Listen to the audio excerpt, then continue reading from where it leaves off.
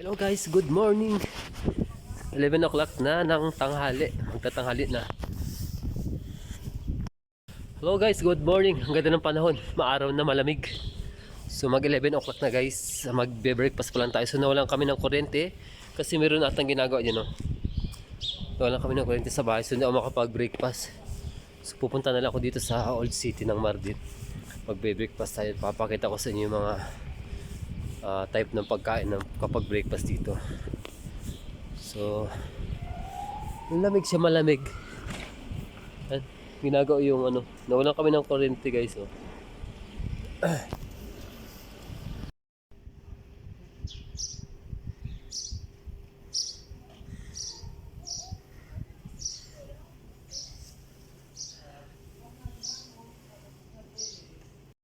Guys, naglakad na lang ako. Wala akong masakyan na bus. Masyadong late yung bus, kaya naglakad na lang ako. Ngayon pababa siya. So yung mga type ng bahay dito ganyan guys, mga bato. Form sa bato. Sobrang titibay niyan guys. And wala siya mga pintura. Kasi bawal pinturahan yung mga bahay dito. Grabe pagod. Guys, ang taas yan, no? Pababa yan. So ito yung Kapalit Charsi, yung ano nila, market. Ito naman, papunta din sa mga bilihan ng mga mga handcrafts. Marami dyan. Sari-sari. So shortcut tayo guys kasi papagawa natin yung relo ko. Yan. So 11:30 na. Yung relo ko nasira. Wala na siyang bracelet. So papalitan natin guys. Tadaan muna ako doon sa bilihan or paggawaan ng relo. Ito guys, oh, marami mabibili mga traditional mga damit. So dito yung pasukan ng mga turista kasi meron ditong jami or mosque, pinakamatandang mosque sa Mardin. So pasok tayo guys, dadaan lang tayo guys dito kasi dito yung malapit na daan papunta doon sa mga restaurant. Ito dyan guys. Yan tayo guys. Yan. Tinatawag ako niya doon, ni tita. Naman si kilala. Nagustuhan yata ako guys. Ito hatawag sa akin ng babae. Matanda. Gwapuhan sa akin guys. Dito na tayo sa shortcut. As usual, the same pa rin yan. Yung mga dinadaanan ko mga ganyan. Wala pa din yung intro na pelikula. Parang ganito siya yung style ng ano niya, lugar. So ito na yung mga 100 cups yan guys. So mga 100 cups. So yan. Ito yung mga type of 100 cups yan. No? Parang Pilipinas din lang. Yes, no? So nandito na tayo guys sa pinaka national road dito sa Old Mardin. Dito tayo lulusot. Dan tayo maghahanap ng paggawaan ng relo. So nandito na tayo guys. Paggawaan ng relo.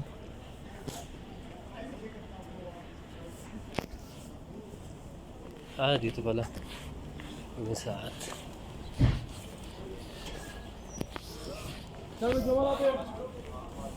Tayo guys. Pala. Wala guys. Abi kordon satu yun mas. Kordon. Baka bilang. Guys, nakakita ko ng shop dito. So marami dito mga shop. Dati ko magkano. Marami sila mga may tibang pala dito yan. Kung gusto ng mga relo guys, mga mumurahin dito lang makikita. Guys yan.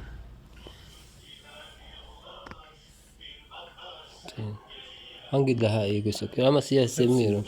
Siyah olmasın. Siyah olmasa. Kahverengi. Kahverengi olur. Hangi güzel yakışıyor abi? Bu yakışıyor. Bu bu en pahalı mı? En iyileri. So hangi tutuyor ya? 150 değil mi?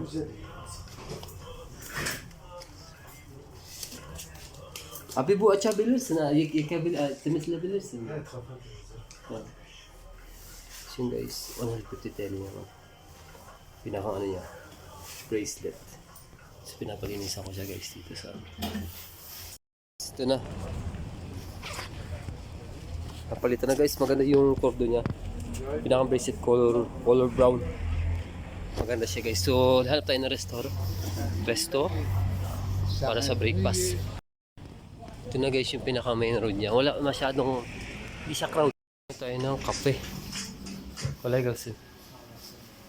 Take away ba? Hindi ka dala sa kape ba? Cappuccino pala ba? Mocha pala. Cappuccino var benim orada. Nerede? Latte macchiato.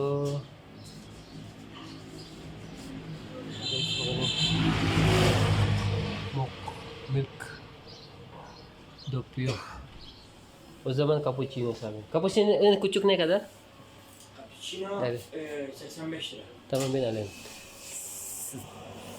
85. Benim Türkçe'de. 85 TL guys yung ano. Yung cappuccino small. So ito yung mga alak. Bu Suryani değil mi? Suryani dokan değil mi? Evet. Sila Suryani guys, it means ano siya, mga Christian Turkish. So yan, nagbibenta sila ng mga alak ng mga cheese. Nerede üretiyor bunu? Midyat mo? Nerede üretiyor bunu? Onlar kastan. Kastan gibi. Kastamonu. Kas. Avrupa. Kas. Kars, şu taraf. Anladım. So guys, yung mga cheese nila guys, no? Bukal çok kaliteli değil mi? Aynen. Bunlar guys. Malakan güzeldi. Alak nila. Anong klase? Ano? Guys, oh. Maganda. Marami. Puro alak. Maganda yung concept ng shop nila. Yan, maliit lang pero okay siya. So dito kasi guys sa Turkey, almost ang mga tindahan, halos lahat may card. So kailangan lagi kang may card para kasi minsan wala tayong cash card lagi. So ganyan yung mga shop dito. Kahit maliit lang na mga small store lang, mga store na maliliit na kung tawagin din bakal. Yung mga sila may mga card. So card yung ginagamit nila pag pay ng mga binibili nila. Kaya lagi ako nito meron ganito guys. So cash yung natin cash. Cash tayo, cash. Guys. Magto 12 o'clock na guys. 12 o'clock. Kardeşim şu anda 10 saat 12. Yani hala kahvaltı var mı lokantada? Olabilir. Verir mi saat 12? Verirler. Verirler değil mi? 12 o'clock na kasi guys. Çok geç oluyor değil mi? 12 o'clock na kasi guys. Breakfast pala tayo. Marami dito guys mga resto. Sobrang gaganda ng mga resto dito guys. Kagaya ng mga yun. Sa taas na yan. Meron dito maliit na resto lang pang small time lang. So yung mga resto dito guys, matataas. Second floor, may third floor. Ito naman tambayan din yan. Tambayan naman yan. Ito cafeteria. Yan. Yung taas, bundok. Kita mo yung kagandagan guys ng ano. Ng ano nila. Mga buildings. Old. Masyadong ancient siya. Nasıl yemeyeceksin?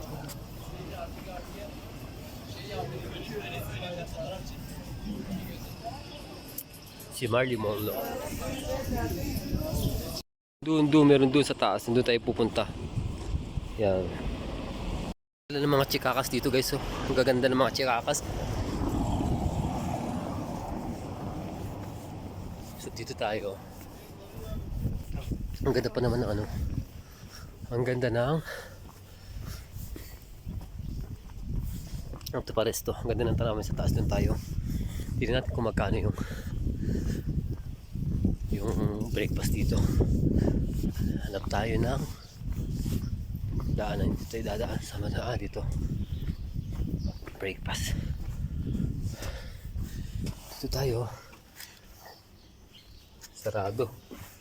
Sarado siya guys. Sarado siya. So hanap pa tayo dito.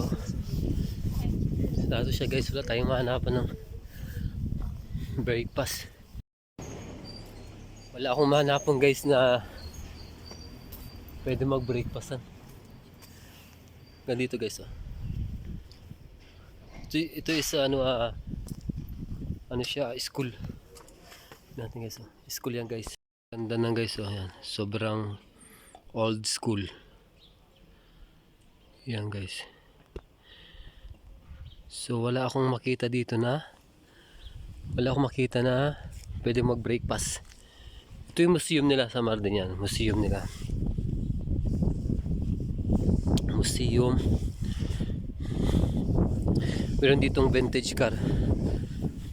Yan yung vintage car yan. Oh. Yun, vintage car yan. Yan, sobrang mahal doon yan, sabi nila yan. Vintage car. Kasi guys, half hour na ako naglilibot. Wala akong makita pwede mag-breakfast dito guys. Yung iba sarado, yung iba walang breakfast. So tingnan natin dito guys, banda dito. Yan. Gutom na ako. Kailangan natin mag-breakfast. Meron dito guys, so Lole. Lole. Sa taas guys, oh. Yan. Lole.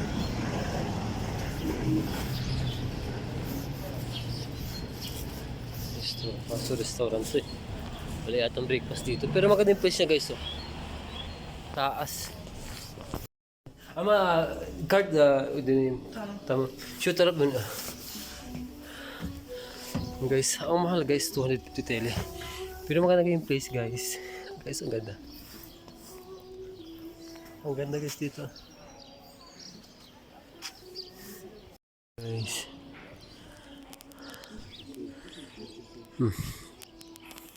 Ito yung sa baba naman nila. Yan. Kita ko yung guys tama guys. Ito yung baba naman guys. Takot na ako sa mataas kaya yan. Yan, ito yung view dito sa pagbe-breakfast natin yan. Ito yung pinaka-maida nila yan.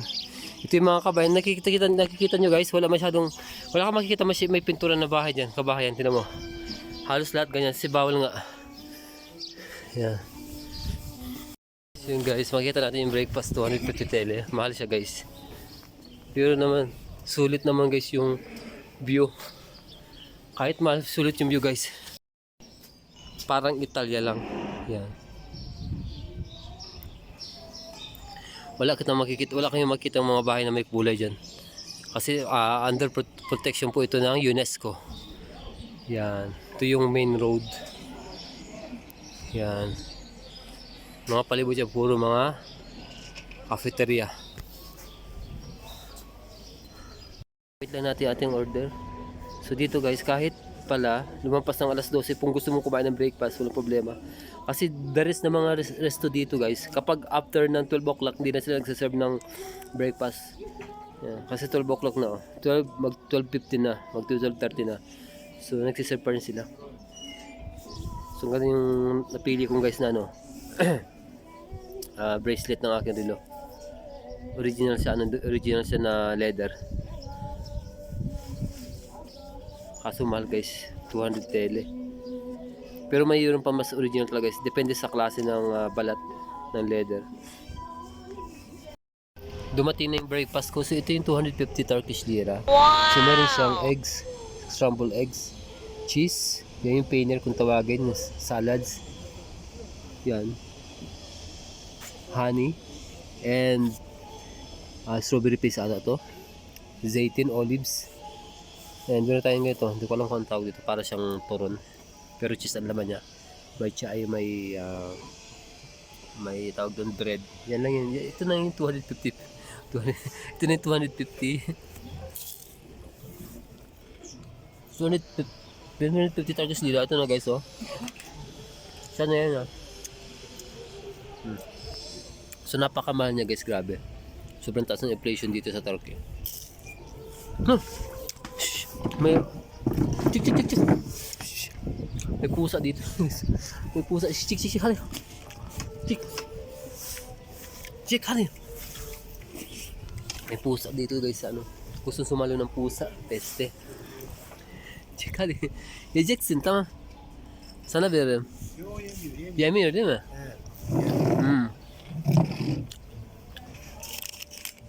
Gusto sumalo ng pusa. Allergy kasi ako sa pusa guys. Animal lover tayo guys, pero allergy ako sa pusa kasi may asthma ako. Yung balhibo niya Sobrang nipis. Hindi kagaya ng mga aso ko guys. Malalaki. Okay lang. Hindi ko nasisinghot. Yung ano kasi yung pusa kasi maliit yung balahibo niya. Mas daling masinghot. So saglit lang sa akin ubusin to. Chato tayo. Ito yung tiyaan nila. Malaking baso. Yan. So susulitin natin yung tiyaa. Malaking baso eh. Hindi ko lang alam kung ito tawag doon. Pwede kang humingi ulit pag naubos. Ang bumili. Totoo lang, pwede kang bumili sa market tapos gawin mo nito sa bahay. Grabe.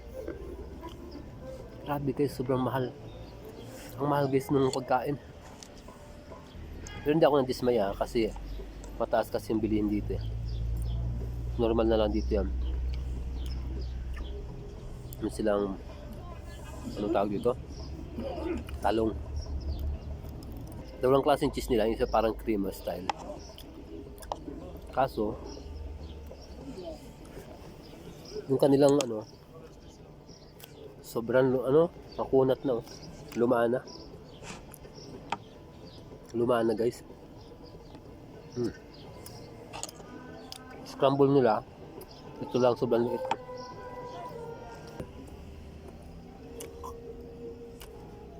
Pag wala kang trabaho sa talaga, kawawa ka. Kailangan dito masipag. Matyaga. Madiskarte talaga. Tignan mo guys, so 250 Turkish lira, ito lang kakainin mo. Wala kang mabibili dito na mas mura pa dito. Siguro kung mag-doner ka, pwede. Yung shawarma, mura yung 100 TL na yun ngayon. Pinakamura na ata yun. Huwag niyo akong gayahin kasi nagsasayang na ako ng pera. Hindi naman ako nagsisi guys, pero nanginayang ako sa pera ako nagsisi. Nanginayang ako kasi lahat sa bahay meron nito. Kaso ang gusto ko kanina talaga sa bahay, kung doon ako kakain, gusto ko may sandwich. Walang sandwich dito eh. Sandwich kasi gagamit ako ng toast machine. Hindi ako makagawa. So may tinapay naman doon. Hindi ko naman magagamit eh. Tinapay. Ito. Okay na lo. Solve na to. Uwi na tayo maya.